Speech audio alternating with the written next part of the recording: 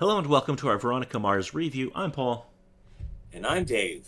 And this week we are discussing the episode Clash of the Tritons. This episode originally aired January 11th, 2005. Let's start off with video games that were released at the time. Yes. On January 10th, if you had a Game Boy Advance, this game finally came to North America, The Legend of Zelda The Minish Cap. Yes. Also on January 10th, if you're a PC gamer, you could pick up Software Tycoon. Because it's the Tycoon games. Why not stick with amusement parks, but you can go into computer makings? Yeah, I'm not familiar with this game at all, and there's not even a Wikipedia page for it. Yeah, that seems mildly concerning, but also possibly understandable.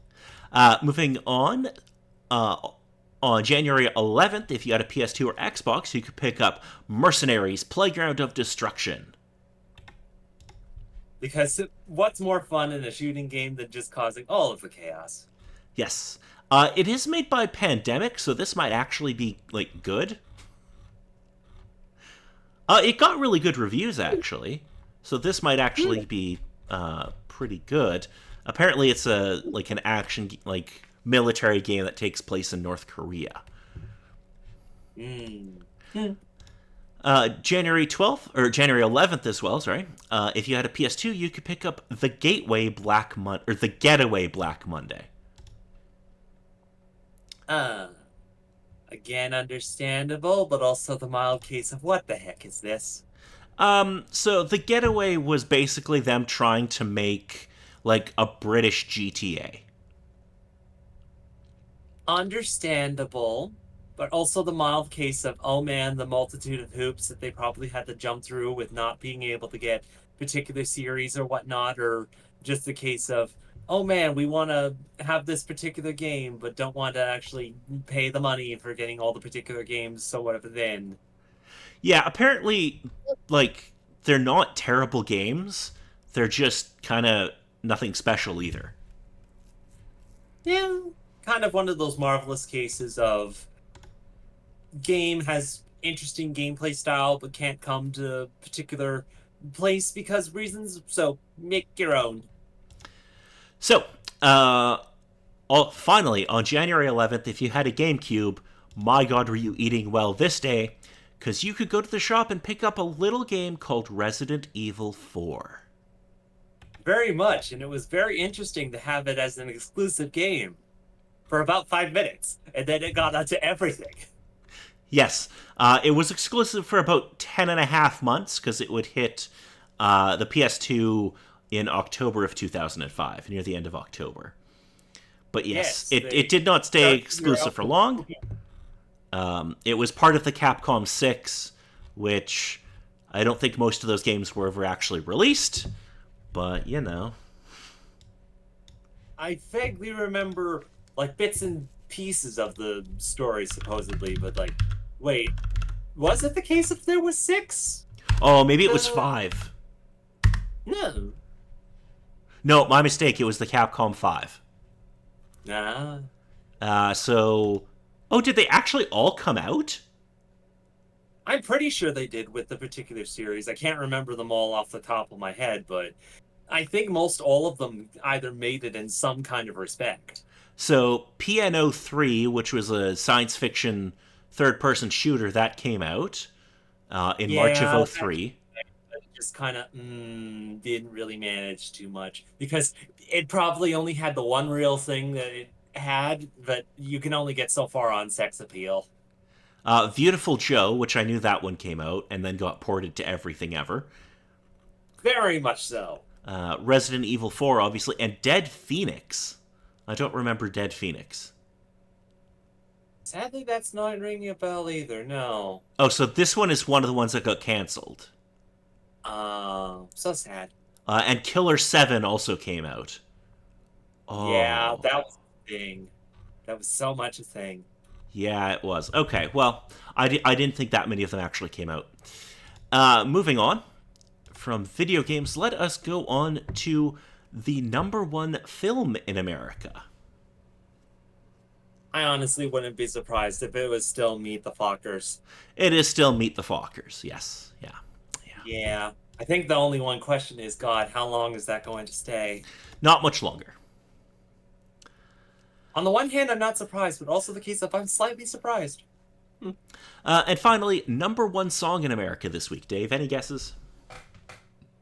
Honestly, just the one guess of what it was last week, the I Love You from Mario, which isn't the Mario that I'm thinking of because my brain is stupid.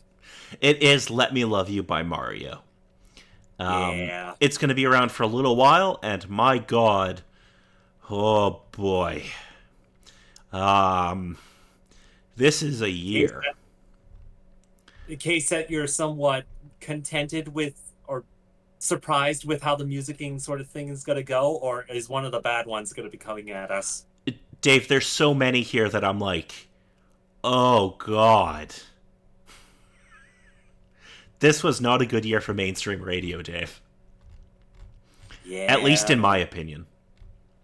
Yeah, understandable. It's kind of the case of diving into different wheelhouse than you're used to and seeing how things sort of look. It's like, oh God, what the hell is this? And then stepping back and sort of taking a more grander look, you're kind of like, it's understandable, but I'm still tremendously sad.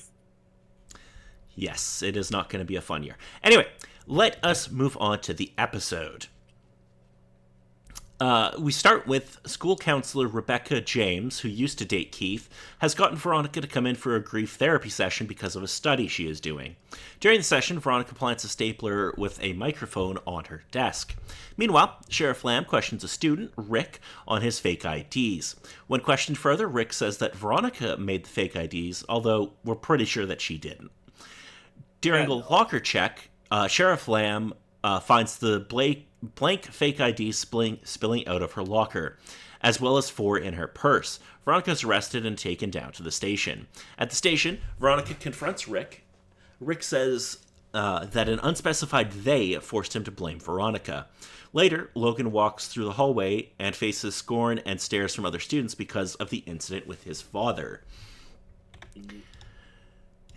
Weevil talks to Rebecca while Veronica listens through her car radio. Rebecca shows proof that Weevil and Lily were dating. Veronica wonders why Lily didn't tell Veronica about her relationship with Weevil, but then she remembers that Lily had a secret she wanted to tell her. Veronica meets with Rick in secret, and Rick tells her that a secret society called the Tritons decided to blame her. He is a recent inductee who was trying to get on their good side. Rick also tells Veronica that Duncan is part of the group. Because of course he is. Because of course, yeah, exactly. Because of course he is. Veronica puts a tracker on Duncan's car. Logan is suspended for a fight that broke out in school. Keith and Cliff tell Veronica that Rick's friend Tim's family is suing Veronica and Keith because they believe that Veronica created the fake IDs. Later, Wallace tells Veronica that he heard that a mystery locker at school dispenses fake IDs if the participant pays $250. Veronica positions a camera in order to watch the locker 24/7. Rebecca talks to Logan, and Veronica hears over the radio. Logan says that he blames Veronica for Lily's death because him and Lily were dating. They went to a party. Lily didn't show up because she was pissed at him. He ended up kissing another girl. Veronica reported it back to Lily. Veronica and Wallace track Duncan to a mysterious location, which turns out to be a club. Veronica finds Duncan and asks who the leader is, but he doesn't give anything up. Soon after, Duncan brings Veronica a message from the Great Triton, and she has to do karaoke on stage in order to elicit a response from the Triton leader. After the song, she meets with the supposed leader, but is actually an imposter who reveals that a prank is being played on Veronica. Meanwhile, Rick has become targeted by the Tritons, who threaten him. Veronica hears Duncan's conversation with Rebecca.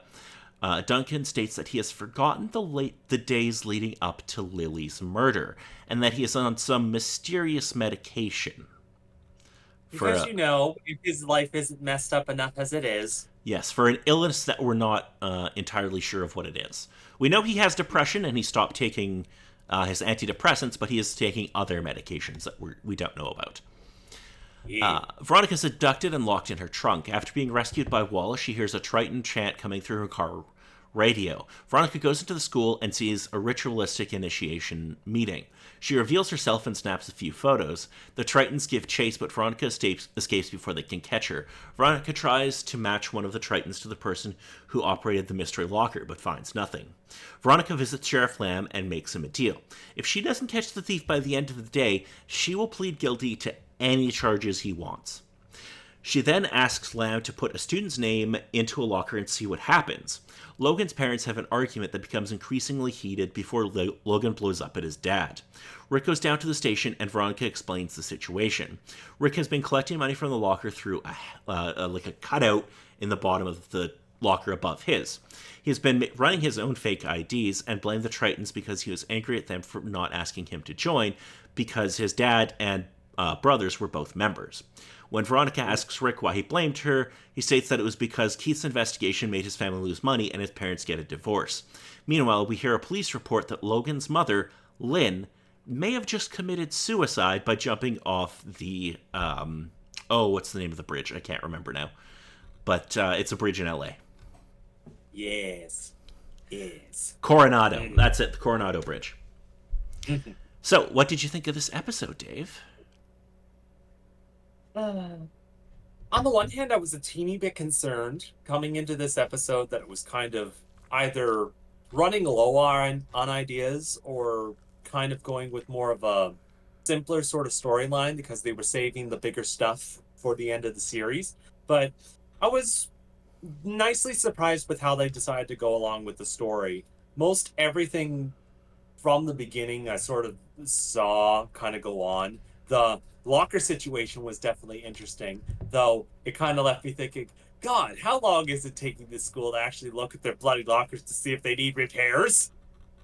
Yeah, well, the locker above his isn't assigned to anyone, so they would have no reason to look in it. So I guess that kind of makes sense. But although, at the end of the year when they do the locker inspection, you think they would go, "Hey, wait a minute, Why does this one have a hole?" Yeah, that something seems off here. I think the one other particular thing, I'm not sure if it's just one particular thing with my bias with particular TV shows and or films, but God, Veronica would have been caught by the Trident group there with how they did the hallway scene. It was just kind of the case of, God, those guys could outrun her. I mean, they're wearing those big robes and stuff. Those can't be easy to run in. I mean, you're probably right, but it was a fun scene. It was definitely nice, and especially with the end. Again, the name escapes me with her partner in crime, but him just having the engine ready, her climbing up the convertible, hopping in, and just booking it. Yes, Wallace is an amazing partner for her. I love their friendship because they're so good together. They have such good chemistry. It is so true. I think there was one or two interactions he had within the last episode as well, but it's just after them meeting each other at the start of the series and all the stuff that they've kind of been through, it's just, man, it's just good duo that they make. Yes, they're very good together. It's very fun. All right, so we have some important stuff that happened in this episode as well. So, indeed. During the grief counseling sessions, we learn a couple of things. We learn that Logan blames Veronica along with a bunch of other people for Lily's death. Oh. We learn that Weevil finally admits that he had been secretly dating Lily, but she had gone back to Logan. Yeah, the marvelous case of being a rebound guy in that sort of case. And during Duncan's session, we find out that he blacked out for 3 days after the murder and can't remember anything about it. He also mentions taking medications, which, again, we don't know what those are. Yeah, kind of the marvelous case. On the one hand, it's not super surprising, but also kind of the case of putting it within this context. It's oh shit. Yes.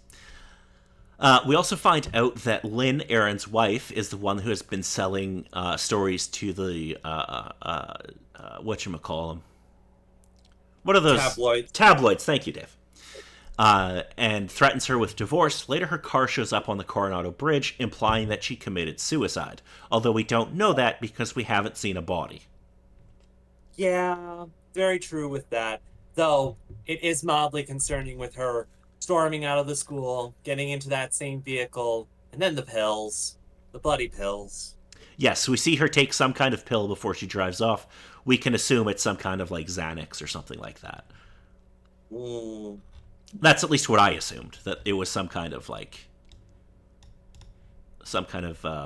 anxiety medication or something. Mm. Alrighty, so if there's nothing else about this episode, next week we'll be discussing Lord of the Bling. Supposed yay? In this episode, Veronica investigates the mysterious disappearance of her old friend Yolanda when the girl's father approaches Keith for help. Mm. Yes. Radios, radios. Yes, we're going to learn some important details that may be important later on in the series. Or in the season, I should say. Radios, radios. Neat. Until then, I'm Paul. And I'm Dave.